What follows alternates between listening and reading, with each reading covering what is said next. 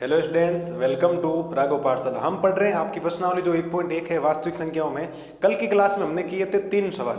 हमने वहाँ एचसीएफ और एलसीएम के सारे कंसेप्ट समझ लिए कि किसी संख्या का अभाज्य गुणनखंड कैसे होता है। आज हमारे कुछ नए सवाल हैं, सवाल संख्या 4, 5, 6 और 7। अभी इस वीडियो में क्या कर लेंगे, प्रश्नावली 1.1 को पूरा खत्म कर लेंगे। जैसा कि आपके सामने क्वेश्चन नंबर 4 दिखाई दे रहा है कि दो संख्या है 306 और 657। एक संख्या है 306 और 657, उसका जो एचसीएफ है वो दे रखा है 9 और इन दोनों संख्याओं का क्या निकालना, आपको एलसीएम निकालना।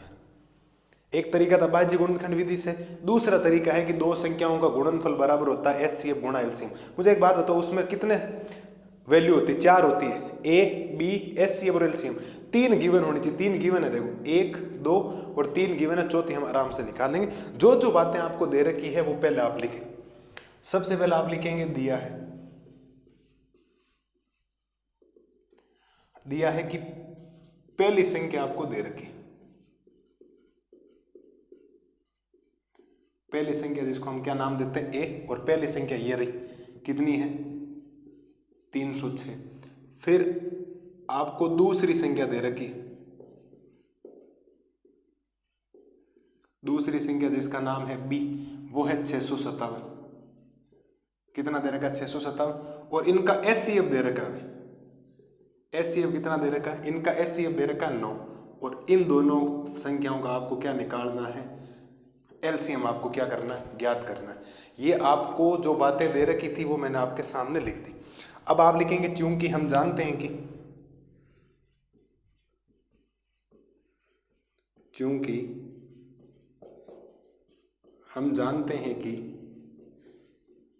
दो संख्याओं का गुणनफल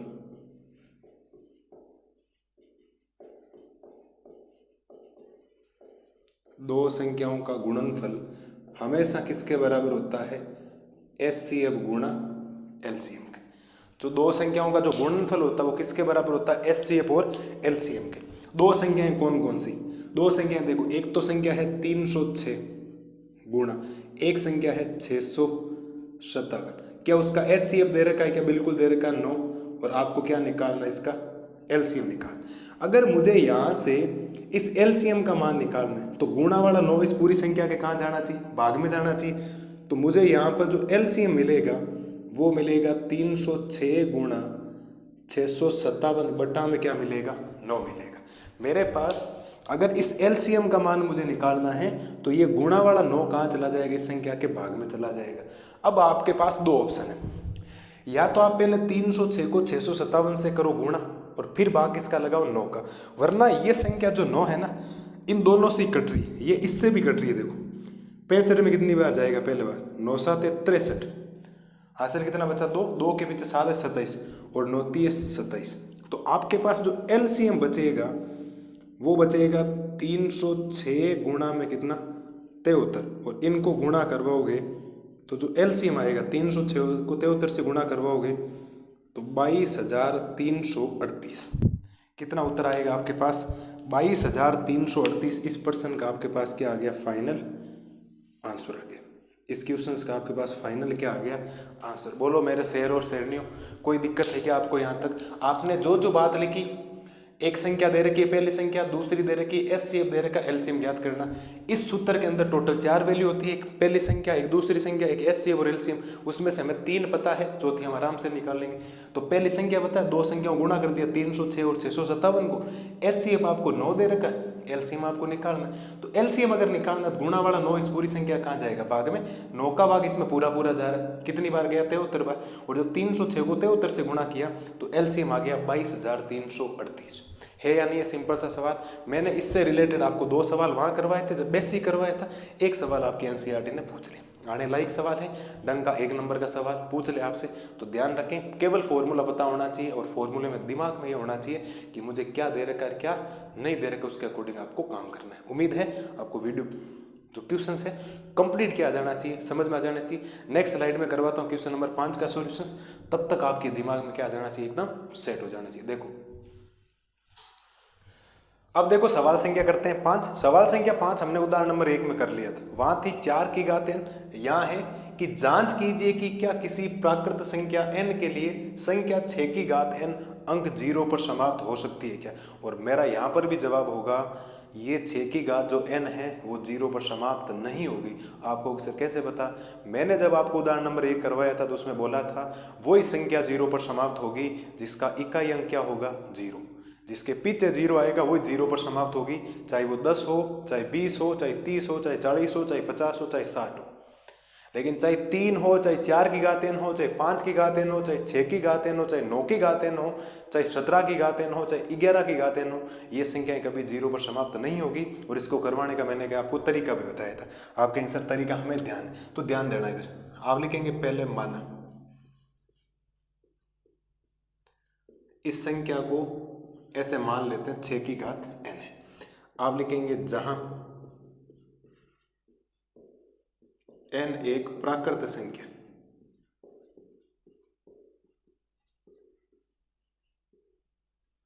जहां n एक कौन सी संख्या है? आपके प्राकृत संख्या।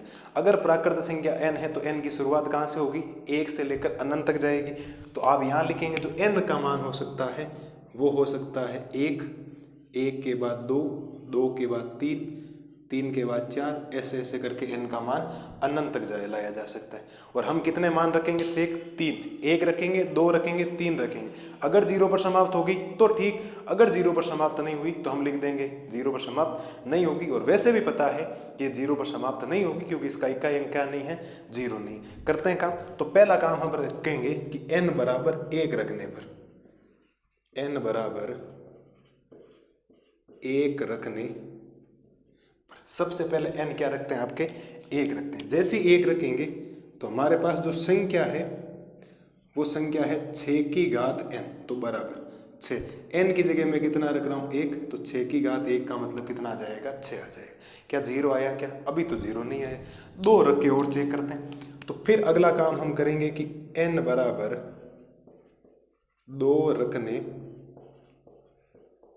पर, n बराबर कितना रखेंगे? 2 रखने पर, तो इसकी जो संख्या आएगी वो संख्या है 6 की घात n। तो 6 की घात n की जगह 2 रख रहे हैं तो 6 की घात 2 कितना हो जाएगा? 36 हो जाएगा सर। कितना हो जाएगा? 36 हो जाएगा। अभी भी 0 नहीं आया। ठीक है सर, एक वैल्यू और चेक कर लेते हैं। फिर आप रखेंगे n बराबर 3 रखने पर,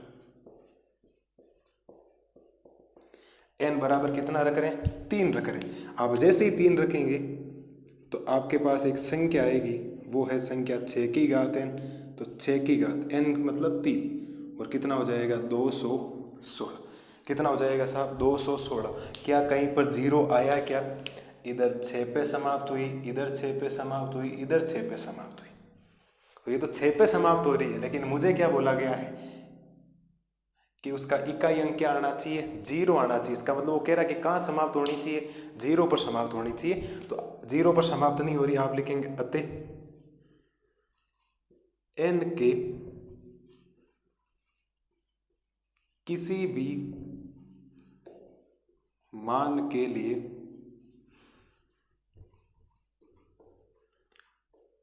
संख्या 6 की घात n अंक 0 पर समाप्त नहीं होगी। बोलो बात समझ में आई या नहीं? क्या लाइन लिखी है? अतः n के किसी भी मान के लिए संख्या 6 की घात n अंक 0 पर समाप्त नहीं होगी। उदाहरण नंबर 4, उदाहरण नंबर 1 और सवाल संख्या 5 एज इट इज है। वहाँ 4 की घात n था, यहाँ मैंने क्या लिखवाया? 6 की घात n। और मैंने वहाँ उदाहरण में पूरा प्रोसेस बताया कौन सी संख्याएं 0 पर समाप्त होगी और कौन सी नहीं होगी। कंप्लीट वहाँ जाके आप वीडियो देखें। ये तो हमने बेसिक सी चीज़ें कर ली। आप 3 तक मैंने मान रखें, आप 4 रख लें, 5 रख लें, कुछ भी मान रख लें, लेकिन कभी भी 0 नहीं आएगा। मैं वापिस रिपीट कर रहा हूँ, जिस संख्या का इकाई अंक 0 होगा वही संख्या 0 पर समाप्त हो सकती है, बाकी संख्या 0 पर समाप्त नहीं होगी। बात दिमाग में बैठी या नहीं बैठी? बिल्कुल बैठ जानी चाहिए। तो ये है आपके सवाल संख्या 5 का सॉल्यूशन। अगली स्लाइड में करते हैं सवाल संख्या 6 का सॉल्यूशन। अब देखो सवाल संख्या 6 क्या कह रहा है। सवाल संख्या कह रहा है कि व्याख्या कीजिए कि 7 गुणा 11 गुणा 13 प्लस 13 और 7 गुणा 6 गुणा 5 गुणा 4 गुणा 3 गुणा 2 गुणा 1 प्लस में 5 भाज्य संख्याएं क्यों हैं? ये आपको सवाल ने बोला। पहली बात तो भाज्य संख्याएं क्या होती है? मैंने आपको भाज्य और भाज्य पढ़ाया था ना, बेसिक पढ़ाया था। अभाज्य संख्या है जिसके कितने गुणनखंड हो? 2। भाज्य का मतलब जिसके 2 से अधिक गुणनखंड हो। अब देखो आपके पास 2 सवाल है, 2 सवाल है तो अलग अलग हम इसको मान लेंगे। एक तो हम कर देते हैं केस नंबर फर्स्ट के अंदर, माना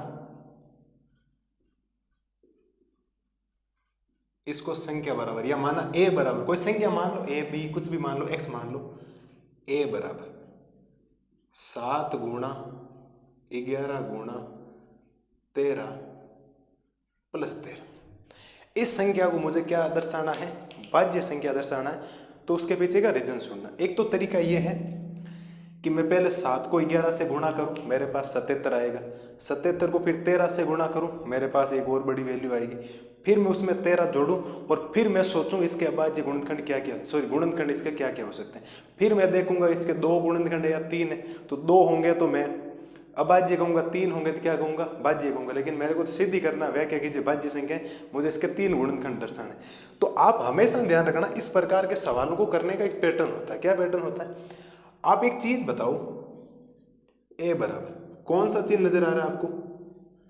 प्लस का चिन्ह नजर आ रहा है। मुझे एक बात बताओ, जैसे ही प्लस का चिन्ह नजर आया तो ये अलग हो गया, ये प्लस के बाद क्या हो गया? अलग हो गया। भाई जैसे ही प्लस या माइनस का साइन नजर आता है ना, तो प्लस के इधर वाली चीज अलग हो जाती है, प्लस के इधर वाली चीज अलग, मतलब ये 2 घर बन गए। प्लस के इधर वाला एक घर बड़ा है, इधर वाला एक छोटा है। क्या इन घरों में आपको कुछ कॉमन नजर आ रहा है क्या? बोलो हाँ या ना। आप कहेंगे सर 13 एक ऐसी संख्या जो दोनों में, प्लस के इधर भी है प्लस के इधर भी, उस 13 को कॉमन ले लो। मैं कॉमन लेता हूं, ध्यान देना, मैं इस 13 को क्या लेता हूं? कॉमन लेता हूं। इस 13 को कॉमन लेता हूं, यहां तो 7 की जगह 7 बचेगा, गुणा में 11 की जगह 11 बचेगा, गुणा 13 मैंने कॉमन ले लिया। जहां से जो संख्या कॉमन ले ली जाती है वह हमेशा कितना बचता है? 1 बचता है। फिर चिन्ह किसका है? प्लस का। अब 13 मैंने कॉमन ले लिया, जहां से जो संख्या कॉमन ले ली जाती है वहां कितना बचता है? 1 बचता है। बोलो हाँ या ना। मैंने प्लस का चिन्ह लगाया, इधर घर अलग हो गया, इधर घर अलग गया, और दोनों घरों में जब चीज देखी तो मुझे एक संख्या कॉमन नजर, उसका नाम है 13। 13 मैंने कॉमन लिया, 7 की जगह 7, 11 की जगह 11, 13 कॉमन लेते ही पीछे 1 बचा, फिर प्लस 13 कॉमन लेते ही पीछे क्या बच गया? 1 बच गया। ध्यान देना इधर, अगर आपने ये चीज लिखी है, इसको आगे सोल्व करते हैं। तो ए बराबर बाहर लिखा है 13, 7 को 11 से गुणा करोगे 77, 77 को 1 से गुणा करोगे 77, प्लस में कितना हो गया? 1 हो गया। ए बराबर 13 गुणा 77 और 1 78। क्या इसके गुणा में 1 है क्या? भाई यहां आपने लिखा ये 13, 77 और 1 78, और हर संख्या के गुणा में कितना होता है? 1 होता है। कितने गुणनखंड नजर आ रहे हैं बेटा आपको? आप कहेंगे सर हमें गुणनखंड नजर आ रहे हैं 3, और जिस संख्या के 2 से अधिक गुणनखंड होते हैं उसको संख्या कौन सी बोला जाता है? कौन सी संख्या बोला जाता है? भाज्य संख्या बोला जाता है। कौन सी संख्या बोला जाता है? भाज्य संख्या बोला जाता है। तो हमारा ये प्रश्न सिद्ध हुआ या नहीं हुआ? आप लिखेंगे अतः दी गई संख्या भाज्य है क्योंकि इसके 2 से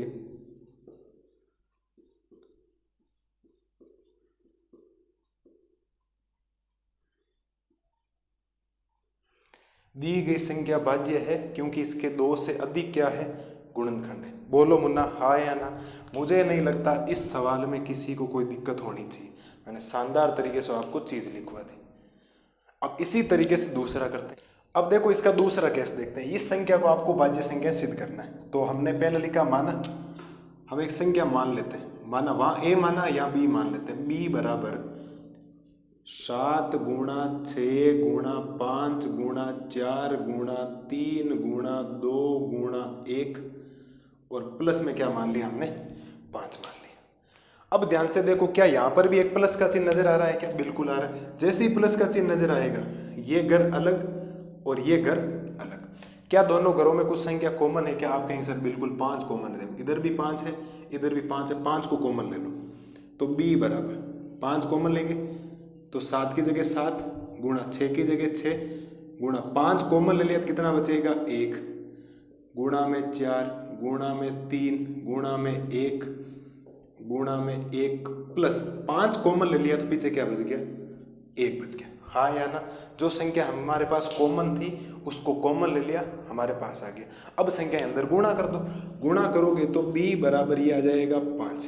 देखो 7 को 6 से गुणा करोगे 42 आएगा, 42 को 4 3 12, देखो गुणा क्या आ रहा है, 7 छंग 42 गुणा, इनका गुणा कर दो, 4 3 12, 12 को 2 से गुणा करोगे 24 और प्लस में कितना चल रहा है 1।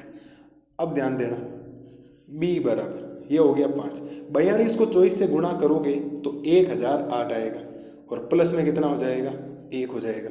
तो यहाँ से जो b का मान आएगा वो आएगा 5 गुणा 1008 और 1 कितना होता है 1009। क्या इस संख्या के गुणा में भी 1 है क्या?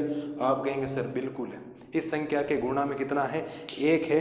अगर इस संख्या के गुणा में 1 है तो अब इसके कितने गुणनखंड नजर आ रहे हैं आपको 3, और जिस संख्या के गुणनखंड 2 से अधिक होते हैं वो हमारी एक भाज्य संख्या होती है। तो इसका मतलब ये पूरी संख्या भी कौन सी आ गई, भाज्य संख्या। आप चाहो तो इनको गुणा भी कर सकते हो, लेकिन गुणा करने की कोई ज़रूरत नहीं है, हमें गुणनखंड नजर आ रहे हैं 2 से अधिक। ठीक है सर, ये आ गया। आप लिखेंगे अतः दी गई संख्या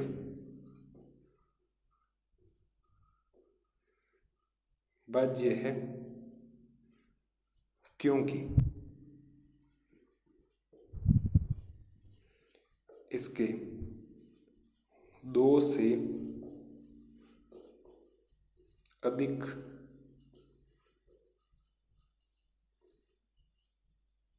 गुणनखंड है। बोलो सर कोई किसी प्रकार की कोई समस्या है क्या?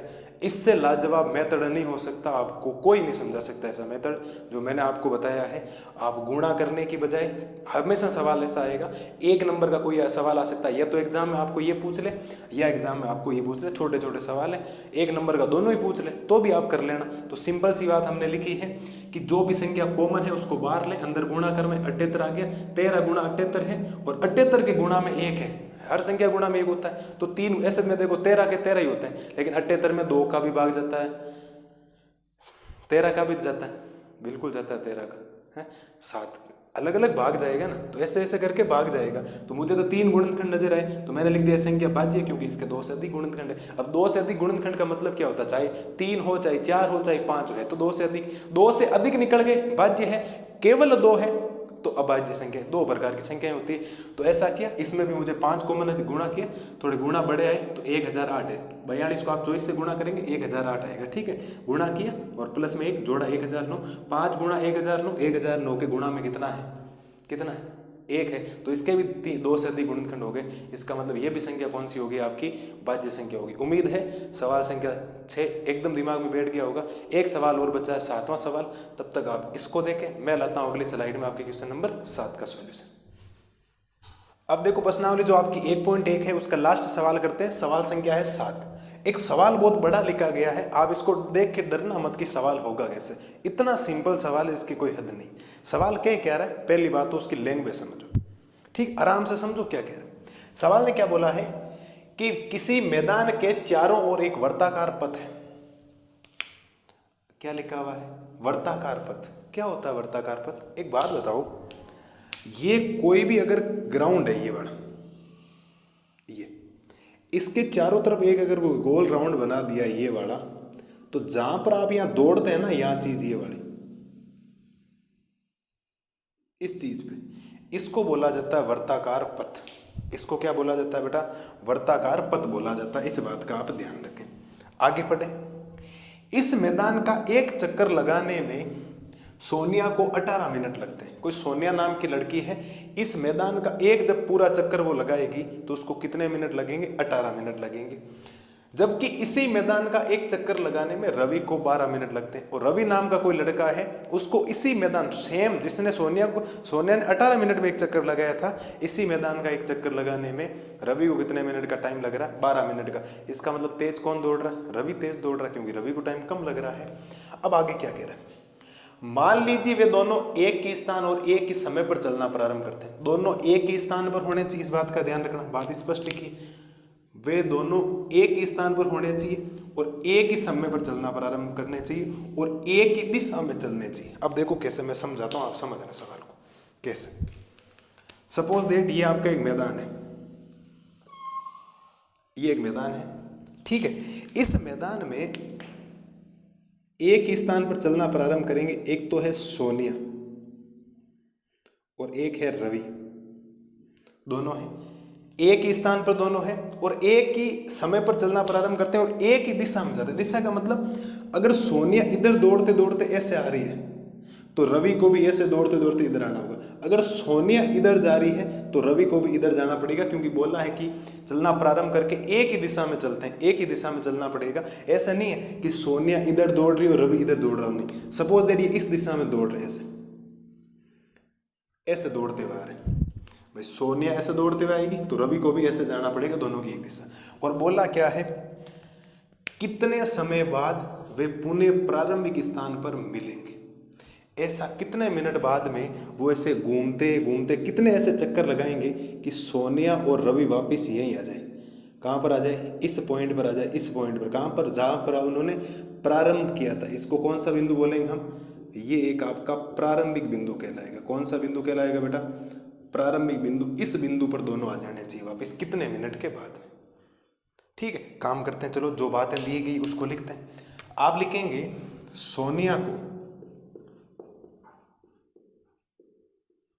सोनिया को एक चक्कर लगाने में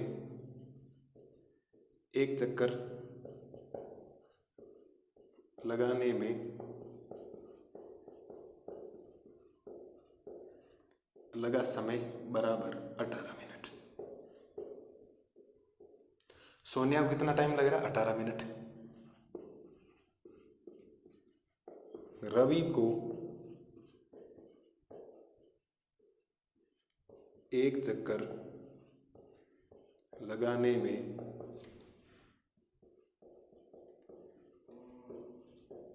लगा समय 12 मिनट। रवि और सोनिया को जितना टाइम लग रहा था, मैंने दोनों को लिख दिया कि रवि को 12 मिनट लग रहे हैं, सोनिया को 18 मिनट लग रहे हैं। अब दोनों के करते हैं पहले अभाज्य गुणनखंड, फिर इसका एचसीएफ और एलसीएम निकालते हैं, उत्तर कौन सा सही आएगा देखते हैं।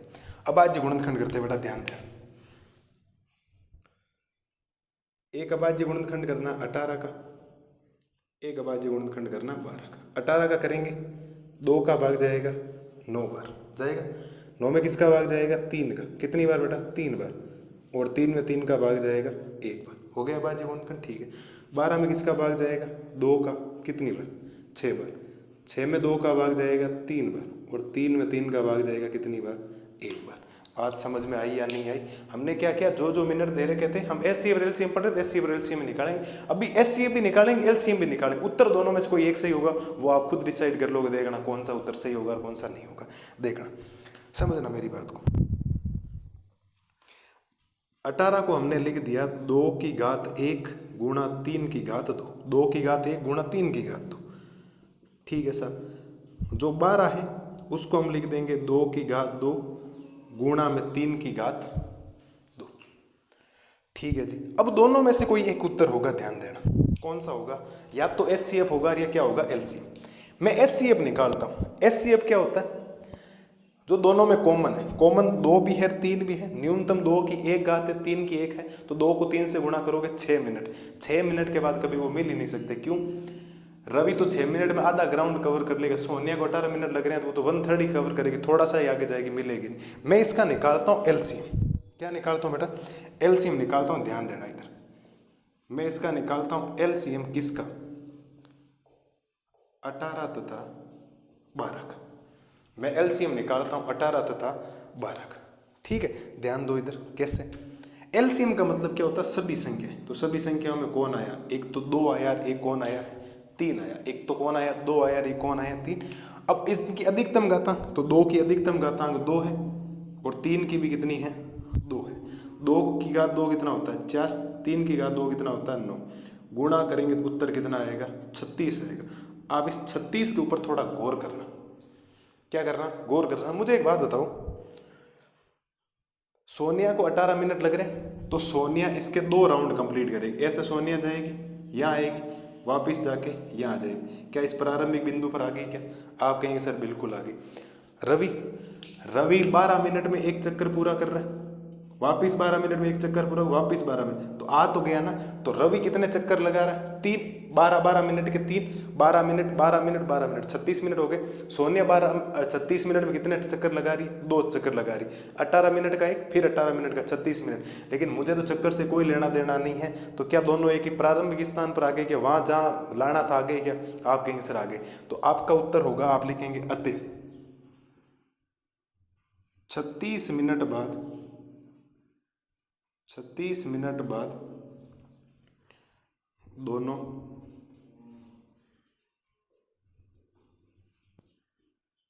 प्रारंभिक स्थान पर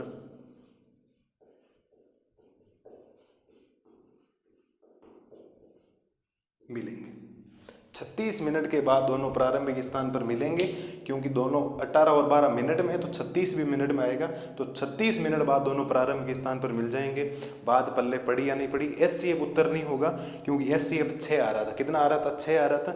6 मिनट के बाद नहीं, 6 मिनट में क्या चक्कर लगाएगी? सोनिया थोड़ा सा आगे जाएगी, रवि आधा जाएगा, प्रारंभिक स्थान पर थोड़ी है। लेकिन 36 मिनट का मतलब क्या है कि 18 मिनट में सोनिया ने एक चक्कर पूरा किया, प्रारंभिक स्थान पर आई, फिर एक 18 मिनट में वापस चक्कर पूरा किया। तो 36 मिनट में सोनिया ने कितने चक्कर लगा दिए? 2, और प्रारंभिक स्थान पर आकर रुक गई। फिर रवि ने 12 मिनट में एक चक्कर लगाया, प्रारंभिक स्थान पर आए, फिर एक चक्कर और लगाया, प्रारंभिक स्थान पर आए, फिर एक चक्कर और लगाया, तो 12 मिनट के 3 राउंड लगाए, 36 मिनट। आज तो प्रारंभिक स्थान पर गया ना। और मेरा सवाल ये है, कितने समय बाद वे पुनः प्रारंभिक स्थान पर मिलेंगे? तो वो समय होगा 36 मिनट के बाद दोनों उस प्रारंभिक स्थान पर वापस आ जाएंगे। चाहे वो तेज दौड़े, चाहे हल्के फुल्के जैसे दौड़ने की उनकी स्पीड है वैसे है, लेकिन 36 मिनट के बाद उनको रुकना पड़ेगा। 36 मिनट के बाद में रवि इस मैदान के 3 चक्कर लगाएगा, और सोनिया इस मैदान के कितने चक्कर लगाएगी? 2। लेकिन 36 मिनट के बाद वो वापस प्रारंभिक स्थान पर वहाँ आके रुक जाएंगे। कहाँ जाएंगे? वहाँ आके रुक जाएंगे, और दोनों प्रारंभिक स्थान पर मिल जाएंगे। उम्मीद है ये सवाल आपको एकदम क्लियर हो जाना चाहिए। भाषा बहुत बड़ी थी, लेकिन है कुछ भी नहीं। ठीक है, मिलते हैं जल्दी नई वीडियो में। प्रश्नावली 1.2 का सॉल्यूशंस लेके मैं वापस रिपीट कर रहा हूँ। 1.2 का कोई भी लैंग्वेज नहीं है। मैंने आपको परिमेय और अपरिमेय बता रखा है। सारी संख्याओं को अपरिमेय सिद्ध करना। 2 प्रकार के सवाल होते हैं। थोड़ी सी भाषा कठिनाई लगेगी 1-2 सवालों में। जैसे जैसे सवाल करोगे सारी चीज़ें क्या हो जाएगी, आपको याद हो जाएगी। ठीक है, तो 1.2 के पहले तो एक परिमेय आएगा 1.4, फिर उसके 2-3 उदाहरण है, 4 वैसे करेंगे, फिर 5 सवाल है। तो 2 वीडियो के अंदर 1.2 पूरी हो जाएगी। ठीक है, तब तक आप 1.1 के उदाहरण और सवालों को सबको कर लें। आज ही आपके प्रश्नावली 1.1 होगी समाप्त। मिलते हैं जल्दी नए वीडियो में इसी जोश और जुनून के साथ। उम्मीद है मेरे शेर और शेरनियों को कि आपको एक एक चीज़ क्लियर हो गई होगी। मिलते हैं जल्दी। Thank you.